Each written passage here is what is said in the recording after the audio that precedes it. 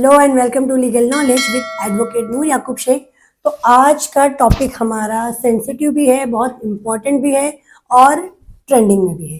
तो जैसे आपने थंबनेल से पहचान लिया होगा, आज का टॉपिक है हमारा रेप केस, यानी कि फेक रेप केस और जो कि ट्रू रेप केस है। इन दोनों में क्या डिफरेंस है, रेप केस कब फाइल होता है, कौन फाइल करता है, कैसे फाइल करता है, आपको इससे बचने के लिए क्या करना है, और अगर आप पर रेप केस की एफआईआर हो गई है तो आपके पास क्या रेमेडी है, ये हम ज़रूर जानेंगे आज की वीडियो में। तो वीडियो पर लास्ट तक ज़रूर बने रहिएगा और लाइक शेयर सब्सक्राइब करना मत भूलना, क्योंकि हमारी सारी वीडियो सिर्फ और सिर्फ लीगल नॉलेज के बेस पे और आपको लीगल प्रॉब्लम से निकालने के लिए होती है। तो चलिए शुरू करते हैं आज की वीडियो। तो सबसे पहले हम जानेंगे कि रेप होता क्या है। देखिए, रेप फाइल कौन करता है? अगर एक हस्बैंड वाइफ मैरिड है और उनके बीच कोई रिलेशनशिप है तो वो रेप नहीं है। लेकिन जब वाइफ अपने हस्बैंड पर आईपीसी सेक्शन 498 है, जो कि अब बीएनएस 85 हो गया है, जब उसमें वो एफआईआर फाइल करती है तो वो ज़रूर लिखवाती है कि उसका मैरिटल रेप हुआ है, यानी कि उसके साथ में रेप किया गया है या फिर में एनल सेक्स किया गया है या उसकी इच्छा के बिना उसे छुआ गया है। इस बेस पर क्या होता है, आपके ऊपर एफआईआर रजिस्टर्ड होती है। एफआईआर के बाद में आप अरेस्ट हो जाते हैं और आपको बेल मिलना हो जाता है मुश्किल। तो आज ना हम वन बाय स्टेप समझेंगे कि रेप केस से आपको बचना कैसे है। अगर आपने ऐसा कोई फॉल्स प्रॉमिस किसी को किया है तो उसके लिए क्या रेमेडी है। तो सबसे पहले ना हम जानेंगे नंबर 1, रेप केस फाइल कौन करता है। जैसे मैंने आपको बताया कि वाइफ, तो वाइफ फाइल करती है अपने हस्बैंड के ऊपर।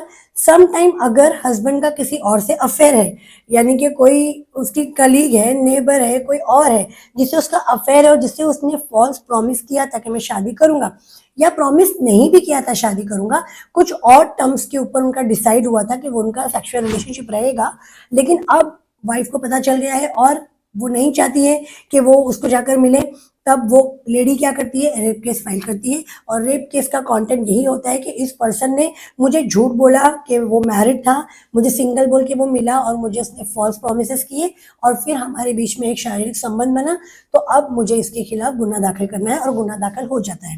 तो अब इसके बाद में हम देखेंगे कि लड़के और लड़कियां, जैसे कि अगर कॉलेज स्टूडेंट्स हो गए या ऑफिस कलीग्स हो गए, जो दोनों पार्टी अनमैरिड है और उनके बीच में अफेयर है या फिर उनके बीच में फिजिकल कांटेक्ट हो गया है, उनमें से किसी एक ने सोचा कि ये मुझसे शादी करेगा, या तो लड़के ने लड़की को फॉल्स प्रॉमिस किया था कि मैं तुझसे शादी करूंगा, इसीलिए मैं अभी फिजिकल कांटेक्ट में हूँ, जो भी हमारा लव अफेयर, जो भी अफेक्शन है।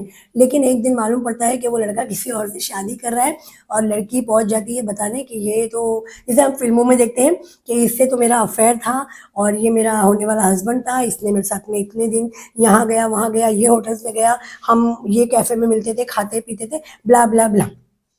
इन चीज़ों से बचने के लिए रेमेडी क्या है? देखिए, मैं यहाँ आपको प्रमोट नहीं करूँगी आप ऐसी चीज़ें करो और करने के बाद आप इन चीज़ों को अवॉइड करने के लिए आप रेमेडी ढूंढो। मैं ये बता रही हूँ जहाँ पे आपको फॉल्स रेप केस में इन्वॉल्व किया जाता है। फॉर एग्जाम्पल, आपकी वाइफ ने आपको फॉल्स रेप केस में इन्वॉल्व किया या आपकी गर्लफ्रेंड ने आपको फॉल्स रेप केस में इन्वॉल्व किया, तो आपके पास रेमेडी क्या है? सबसे पहले, ब्रेकअप से पहले, जब भी आप ब्रेकअप कर रहे हैं आपकी गर्लफ्रेंड से या आपका किसी से भी अफेयर है, तो ब्रेकअप से पहले लड़के हो चाहे लड़कियां हो, उन दोनों को अपने सारे व्हाट्सएप कन्वर्सेशन का बैकअप ले लेना चाहिए। जितने फोटोज है, जितने चैट्स है, इंस्टाग्राम के आईडीज है, क्योंकि नॉर्मली क्या होता है बाद में आईडी ब्लॉक भी हो जाते हैं या फिर डिलीट भी हो जाते हैं। ये सब कुछ लेने के बाद में आप उनका बैकअप कहीं और ले लीजिए। जैसे ही आप पर एफआईआर होती है तो आपका मोबाइल हो जाता है जब्त और फिर पुलिस उसे भेजती है फॉरेंसिक के लिए, जिसमें से डेटा निकाला जाता है कि आप उस वक्त कहाँ थे, कहाँ नहीं थे, आपका पूरा डेटा निकाल के आपने कितने फोटोज निकाले, कितने सोशल मीडिया अकाउंट है, तो इनका बैकअप ले लीजिए। जो भी आपके एडवोकेट साहब रहेंगे जो आपको बेल दिलाने में मदद करेंगे, उनको आपकी फैमिली ये दे सकती है। दूसरा, अगर लड़कियों को लगता है कि कोई लड़का उससे अपने फॉल्स प्रॉमिस कर रहा है और फॉल्स प्रॉमिस के बेस पे उसका रेप कंटिन्यू हो रहा है, तो सबसे पहले तो मैं ये बोलूँगी उन लड़कियों को कि आप बेवकूफ़ है, आप क्यों गए इन चीज़ों में, इनमें इन्वॉल्व नहीं होना था। फिर भी अगर आप इमोशनली ड्रैग हो गए हैं इन चीज़ों में, तो आप भी सेम बैकअप लीजिए और बैकअप लेने के बाद आपको लगता है कि वो लड़का आपको चीट कर रहा है, तो सबसे पहले आप उसकी फैमिली को ये चीज़ें बताइए। शेयर मत कीजिए, ऐसा नहीं कि आप उनको शेयर कर दो, शेयर करना नहीं, आपको जाके पहले उनको बताना है। अगर वो नहीं मानते हैं, आपकी शादी नहीं करवाते, तभी आपको एफआईआर करना है। फॉल्स एफआईआर में आपको नहीं जाना है। तो आई थिंक 2 पॉइंट आपको क्लियर हो गए। अब आप पर एफआईआर हो गई, अब आप क्या करेंगे? अब आप पे एफआईआर हो गई तो आपको क्या करना है, एंटीसिपेटरी बेल के लिए जाना है, आपको सारे कन्वर्सेशन दिखाना है कि आपने उसको कोई फॉल्स प्रॉमिस नहीं दिया था। सम टाइम फॉल्स प्रॉमिस के साथ में क्या होता है कि थ्रेट, कि मुझे थ्रेट दे के मेरा रेप किया गया। तो आपको पहले प्रूफ करना है कि ये कंसेंट से था, ये रेप नहीं था, ये एक सेक्सुअल रिलेशनशिप हमारे बीच में था जो कंसेंट से था। तो ये प्रूफ होने के बाद आपको मिल जाती है एंटीसिपेटरी बेल।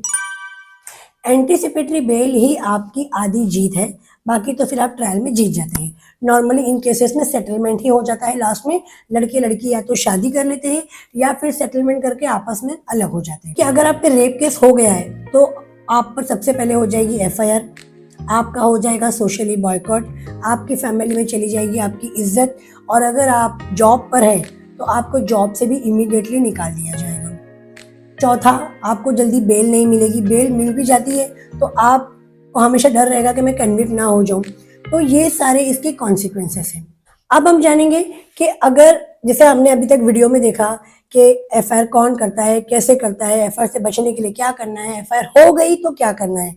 अब सब कुछ हो गया, एफआईआर भी हो गई, आप जेल भी जाकर आ गए, या आप पर एफआईआर हो गई, आपको एंटीसिपेटरी मिल गई, या फिर लड़की आपको धमका रही है, डरा रही है कि मैं फॉल्स रेप केस कर दूंगी, तब आपको उसके ऊपर काउंटर एफआईआर करना है। काउंटर एफआईआर क्या होती है, कैसे होती है, इसके लिए मेरी एक अलग से वीडियो है, वो ज़रूर देखिए। और अगर इस बारे में आप ज़्यादा इन्फॉर्मेशन चाहते हैं या आप भी सेम ऐसी कोई प्रॉब्लम से जूझ रहे हैं, ऐसी कोई प्रॉब्लम में आप उलझे हुए हैं, आपको समझ नहीं आ रहा है, सही गाइडेंस नहीं मिल रहा है, तो स्क्रीन पे दिए हुए मेरे कॉन्टैक्ट नंबर्स पर आप व्हाट्सएप के थ्रू अपॉइंटमेंट ले सकते हैं मेरे ऑफिस से। आप एक टाइम स्लॉट बुक कर सकते हैं मुझसे बात करने का, 1-to-1 डिस्कशन करने के लिए आप 45 मिनट का एक स्लॉट बुक करके डिस्कशन कर सकते हैं। अगर आप पुणे या पुणे के आसपास रहते हैं तो मुझे मेरे ऑफिस में आके मिल सकते हैं, ज़रूर मैं आपको इस बारे में हेल्प करने की कोशिश करूंगी। तो मिलते हैं अगली वीडियो में ऐसी ही नई लीगल नॉलेज के साथ।